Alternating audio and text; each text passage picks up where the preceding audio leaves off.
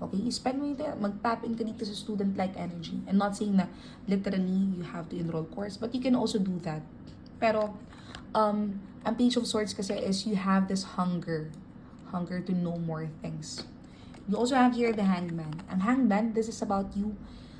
For this whole year, 2026, this is your time to see things on a different angle. Kasi sanay ka na ganito eh. Possible yung belief system mo, ganito na.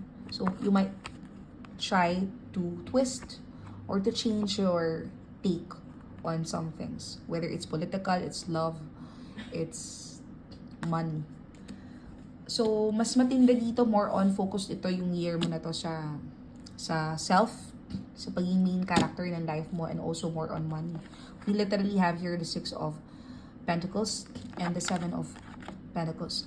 So, i-bless ka ni God for this year, 2026. You will be able to share your blessings with people. However, look at the main character here. Meron ka ditong weighing scale. It means that you have to not just give and give and give. You also have to assess. Teka, ito bang mga taong pinag-investan ko na to? Ito bang energy or business or kung anong venture na yan na pinag-investan ko? Is this worth it? Ano ba yung makukuha ko dito? Ano ba yung ROI ko dito? So, your guides are advising you that this year, before you enter 2026, or if nanonood ka 2026, this is reminding you na pause for a moment, assess. I-assess mo yung finance mo. Be honest with yourself. Alin ba dito yung dapat nang i-cut off? Look at the main character here. Yes, nag-share ka ng blessings mo, ng finances mo with other people. And this is a good thing. Kasi nga, you will be financially free by this 2026. You will be able to share this. But also, have this weighing scale. Dapat may timbangan ka. Hindi lang dapat din bigay na bigay. Kasi, mauubos ka. We also have here the Chariot card.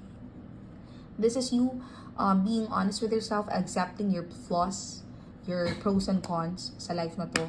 And instead of dwelling on the cons, kasi kapag ka masyado ka nag-dwell, masyadong pinahawakan yung mga negative sides mo, hindi ka na makaka-move forward. But look at the main character here.